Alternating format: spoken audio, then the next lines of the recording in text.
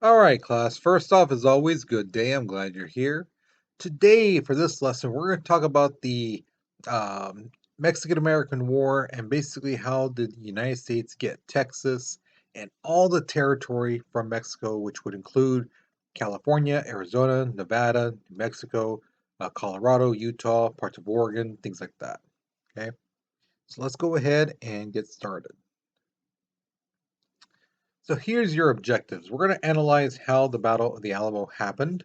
We're examine the reasons for the Mexican-American War, and then we're going to create an argument on whether Mexico would have won if gold was discovered earlier. And we're going to talk about that really at the very, very end, but it does bring up a pretty interesting point and interesting question. All right, so here is your warm-up picture. All right, the question is asking you, who do you think is winning and why do you say that? Okay. So here's the thing to what I said in class. A lot of people got these warm up questions wrong, not because of what they wrote down, it's because what they didn't write down, which was typically the reason why. Okay. So in this case, I'm asking you which side looks like they're winning, the ones in blue or the ones in green. Okay. Now, if you just write, oh, the ones in blue, and that's it, you're going to lose a lot of your points on the warm up. Explain why. Why do you say the guys in blue are going to win or are winning? Why do you say that?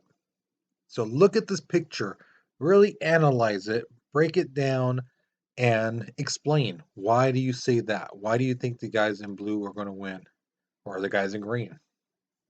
Okay.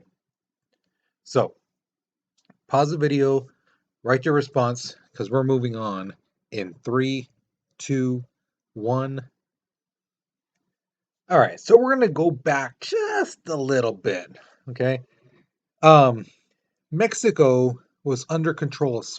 Was under the control of Spain, and the Spaniards really treated the Mexican people horribly. I mean, very bad.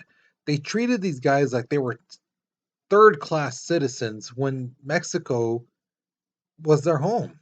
The Mexican people, that was their home, and yet they were treated like they're down here, while the Spaniards treated each other and believed that they were up here. So one person basically had enough, and his name was Father Miguel Hidalgo y Costilla. He was a Catholic priest. Now, this is where like the oxymoron type of thing comes in. If you don't know what that term means, oxymoron, that's basically like jumbo shrimp. Two words that come together that don't really make sense. Like plastic glass. Like, well, which one is it, plastic or glass? You know, and for to have a revolutionary priest, those two words don't go together. A revolutionary person talks about violence and fighting and things like that, whereas a priest typically, represents peace and togetherness and forgiveness. But Father Miguel Hidalgo did not. He just had enough of how the Mexican people were being treated, and he basically called the Mexican people to fight against the Spaniards. And this was on September 16th, 1810. And that is Mexico's Independence Day. Not the 5th of May, not the Cinco de Mayo. That has nothing to do with Mexico's Independence Day. Okay? So if you ever hear someone say that, like, oh, it's Mexican Independence Day on the 5th of May, no, just no. Tell them how wrong they are. Okay?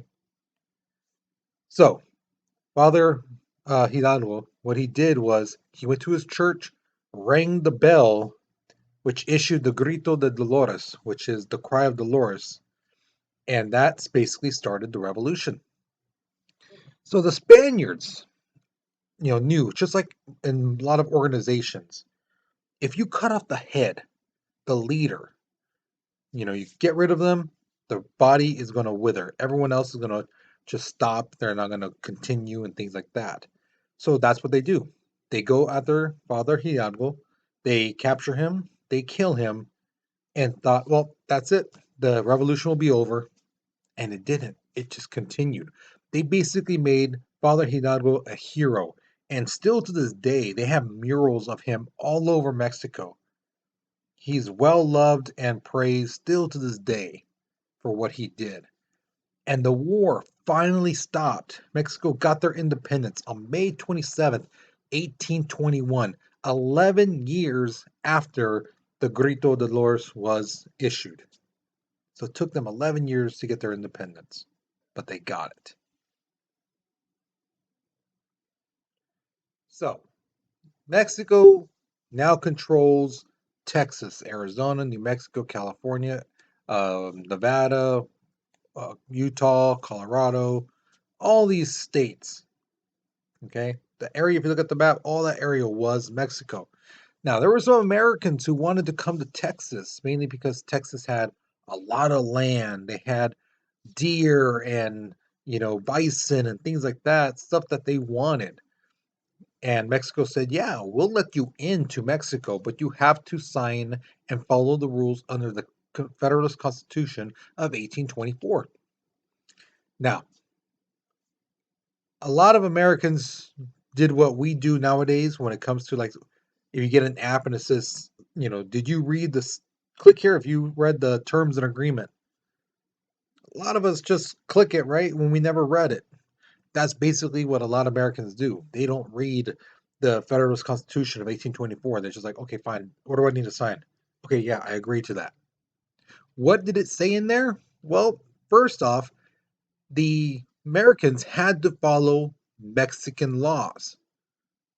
Okay, so they couldn't be like, well, in America, where I'm from, this is legal. Well, no, not here in Mexico. Sorry. Okay, they had to follow Mexican laws only. The other thing was they had to stay on specific land. They could not leave a certain area and be like, oh, I want to live over here. No, we told you you can only live in this area. If you don't like it, you can get out. This was a big one. In Mexico, slavery was outlawed. They didn't allow slavery. So they told them, you cannot bring your slaves. If you bring your slaves into Mexico, they are free. The way the Americans went around it was they were like, oh, no, no, he's not my slave. He's my servant. So they went through that little loophole. He's not a slave. He's my servant. There's a difference. But in reality, no, they still treated him and he still was their slave. The next big thing, taxes. Just like anywhere else in the world, you got to pay your taxes. And lastly, everyone had to register, meaning they had to go to the headquarters area and basically say, yes, my name is Ted. I'm from Tennessee and I want to live in this specific land area. And yeah, everyone had to register. But like I said, not every American registered, not every American followed these rules. Now, Mexico needed a leader, and they got this guy named Antonio Lopez de Santa Anna. And this guy became president of Mexico, but he wasn't satisfied with that title. And in 1835, he basically crowned himself Emperor of Mexico. And he dissolved the lower levels of government. And this is the lower level where the average Joe, the average people, could give their complaints to their representatives of like, hey, we need the government's help. We need fresh water here. We need food over here. We have these bandits doing these things to us here. Sat down and said, that part of the government, done. Okay. We run everything. If you don't like it, tough. Okay. Now, there was a thing called the Texas Revolution where the American people in Texas started rebelling. Now, I already told you, a lot of them didn't follow the rules, but now they had an excuse not to follow the rules. And a lot of them were saying, well, I never signed up to be to this guy being emperor. No, I don't, I'm not gonna follow the rules because when I signed it, there was no emperor, and now this guy thinks he's all high and mighty. So I'm gonna do what I want now in Texas.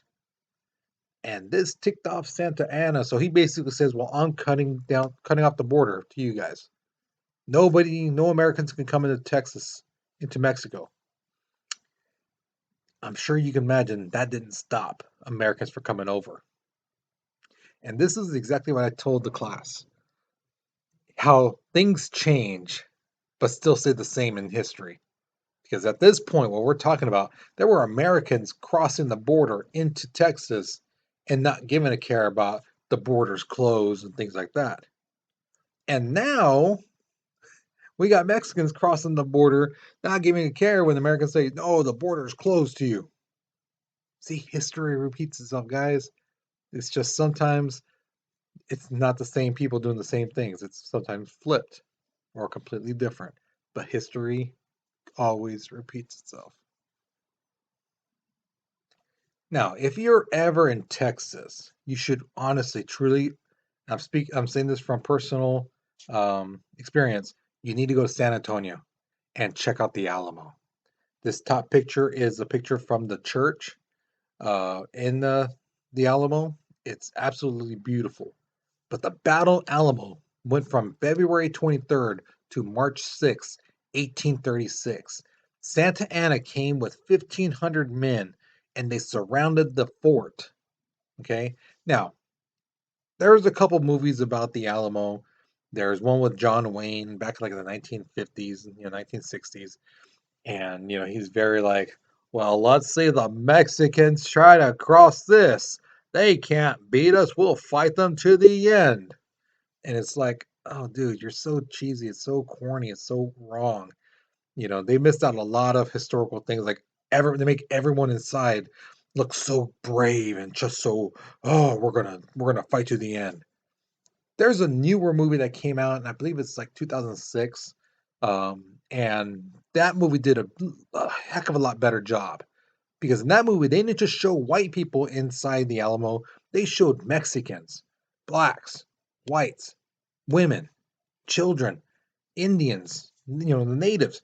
They were inside the Alamo, so it wasn't just all these white people fighting. "Oh, let's go fight to the end." No, and they also showed that people were scared because people were scared. You know, it's a natural reaction to be scared when you're being surrounded by a bunch of soldiers. Now, there were some famous people in the Alamo.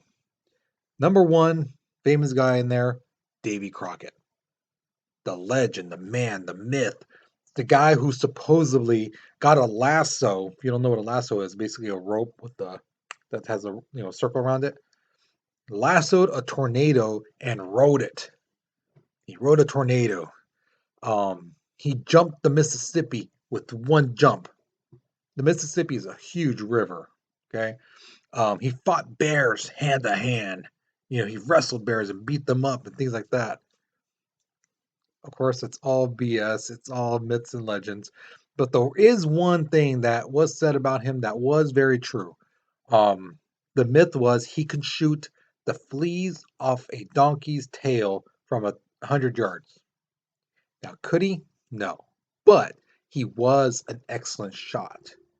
He was a sharpshooter because, again, he was a frontiersman. He had to have really excellent aim, and that he did. He really did have good aim when it comes to a gun. The next guy, Jim Bowie. Bowie was a fighter, he was a soldier. And the famous story with him was he got in a fight and he got shot and he was bleeding. And so when he stumbled into a kitchen, he came out with a butcher's knife and basically hacked this dude's heart out. Now, after that, he took that same butcher knife, reshaped it, and that's where we have that bottom knife you see right there called the Bowie knife. It's named after him. His Bowie knife, after the attack on the Alamo, disappeared. Nobody knows where it's at. So if anyone ever truly found it, like the real legitimate original Bowie knife, that thing might be worth millions of dollars. Might even be priceless. You know.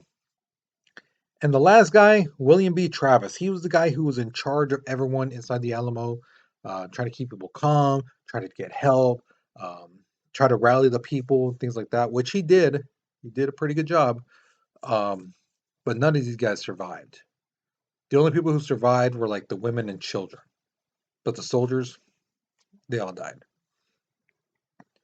Now, with this incident, the people who, the Texans who wanted, independence, they gave the cry, remember the Alamo. And this rallied a lot of people, Americans, to fight against Santa Anna. The guy who was in charge of leading this group was named Sam Houston. Sam Houston did not do a head-on attack with Santa Anna. He knew they can't beat him head-on. So what he did is he had Santa Anna follow him throughout Texas, making it look like, oh, we're scared of you. Ooh, you're so scary. And basically had him followed until Houston found the perfect spot to attack Santa Anna, which he did. And they basically ran through the Mexican army because Santa Anna separated his army into two groups. So half the men were over here, other half over here, and yeah, the other side couldn't get there in time to help. So that's why they whooped them. That's how they whooped them. And then Santa Anna, when he tried to run away, and he got captured, but he tried to hide, like he was dressing up in his soldier's clothing, and he's trying to hide, things like that. And they were like, "Oh, there he is." So they basically told him, "Hey, we can either kill you, or you can sign this treaty in which you basically gave over Texas to us." And that's what he does.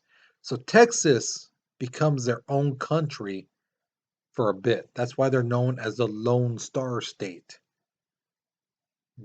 That's why they had the one star on their flag, because they were their own nation for a bit. They were their own country. All right, so now we're going to jump about 9 years. And this new president we have in the United States called James K. Polk, he is a firm believer in this thing called manifest destiny, in which it's a belief that the United States should own the land between the Atlantic Ocean and the Pacific Ocean. Now, the United States does own a good chunk of that land, but there's one country who's in their way, and that's Mexico. Okay. Now, Mexico and the United States have this little argument. Let me move this little video over here. So, if you look at the map, Mexico says the border between United States um, and United States and Mexico is the Nueces River, the Nueces River. So if you look on the map, it's right on the side there, and they're saying basically from that red line connecting to the other river and going through where it says A, you see that little red line all the way up. They're saying that is the border between the U.S. and Mexico. The U.S. is like, no, no, no, no, no, no. The border is the Rio Grande. So if you look at the map, you see this is Rio Grande all the way up, and then you see that line going straight up. They're saying that's the border. So everywhere in between, you see in that green map, or the area in green that you see on the map, that is land that both sides think they own. Both sides are like, no, no, we own that land. You don't. No, no, your border's over here. No, no, no, your border's over here. So there's an argument going on. Now, this is something that I honestly believe Polk did to kind of incite a fight, try to get a fight between the United States and Mexico. Supposedly, he heard that Mexico has sent troops into U.S. territory, that they crossed the Rio Grande. So he sends troops over. Now, the Mexicans then hear, hey, the Americans cross the Nueces River and they're in that area. They're in Mexico. So these Mexicans send troops to them. And this is where they meet and they fight. Right between the Nueces River and the Rio Grande. That's where they were fighting. At the bottom part of Texas. Um, the Americans, a lot of them die. Not every one of them die. Some are captured, but later they're released. But Polk, now he has his excuse. and he's crying bloody murder. He is yelling and screaming to anyone who'll listen. The press, Congress, um, the average citizen, his dog, he doesn't care. He's yelling, Americans were killed on American soil. Blood has been spilt on American soil. And he's just screaming and yelling and things like that, crying, saying, how could we let this happen? These Mexicans invaded America. They killed our soldiers on our territory. We need to go after them right now. And Congress is like, yeah, yeah, yeah, we do. Oh, how dare they? Evil people, evil people. But there's one senator who stands up and tells Polk, excuse me, sir, tell me where on the map exactly did these soldiers die? Polk doesn't answer him. And the senator keeps going after him, telling him, sir, you need to tell us exactly where did our soldiers die on the map. Please show us. Polk doesn't. He's still, Americans were killed on American soil by invading Mexican army. So Congress declares war, but that single senator is the only person who says, no, we should not go to war in Mexico. And that senator, he's a freshman senator, his first year. His name was Abraham Lincoln. And this is going to play a role later on in the future.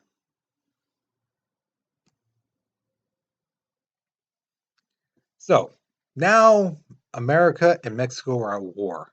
The Mexican American War has begun. And America sends troops into Arizona, into California, New Mexico, Colorado. And when the soldiers get there, they're like, yeah, let's fight. Woo! Oh, there's no Mexican soldiers around.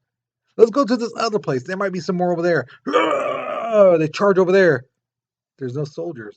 So they're like, well, we'll claim this territory. Let's go to this other place. No soldiers here either. Where are all the soldiers?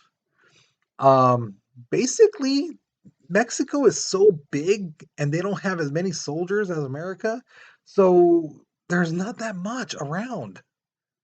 So America is easily claiming large chunks of California, Arizona, New Mexico, Colorado with no fighting at all because there's no soldiers. There's nobody there. So they're just claiming the Northern Territory easily.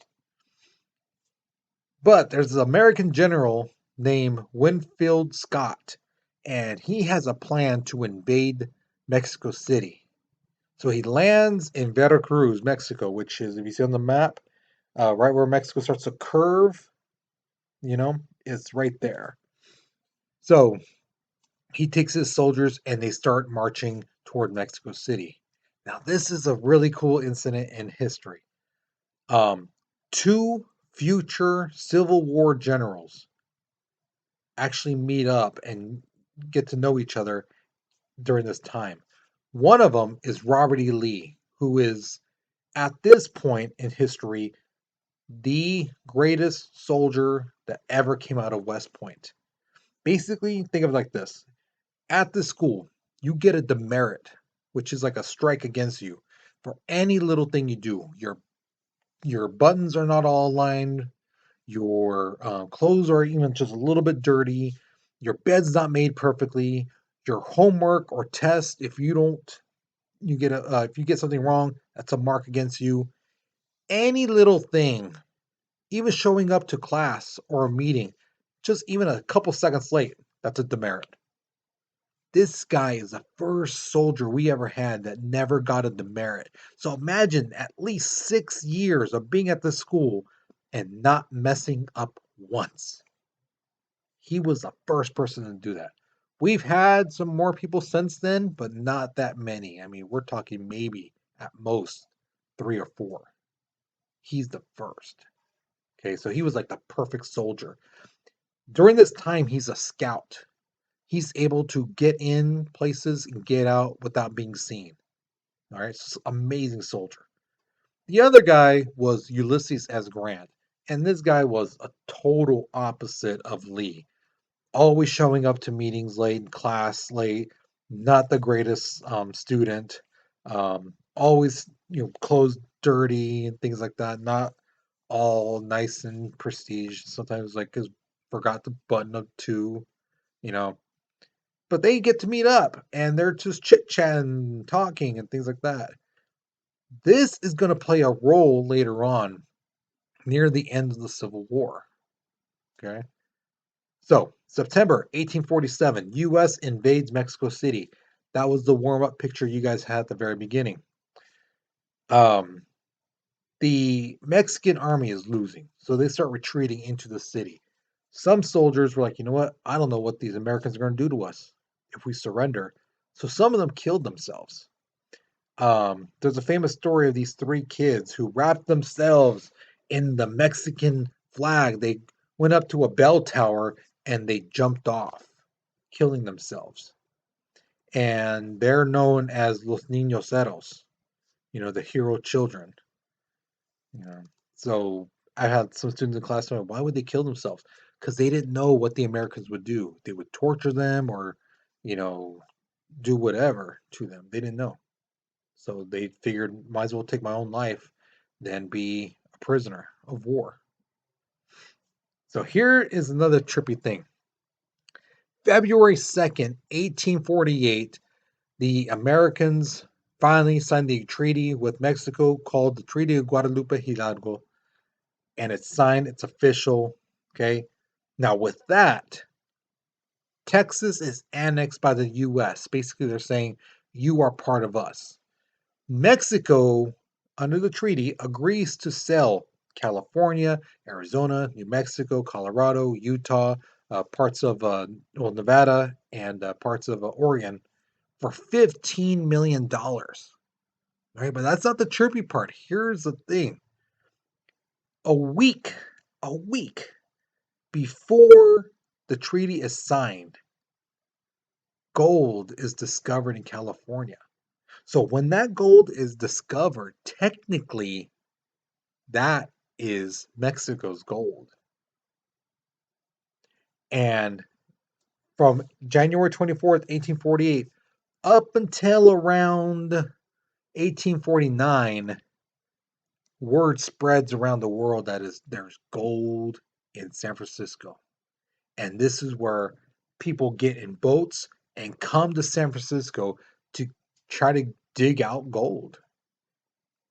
And if any of you guys know football, the San Francisco team is the 49ers, named after the people who came to San Francisco looking for gold.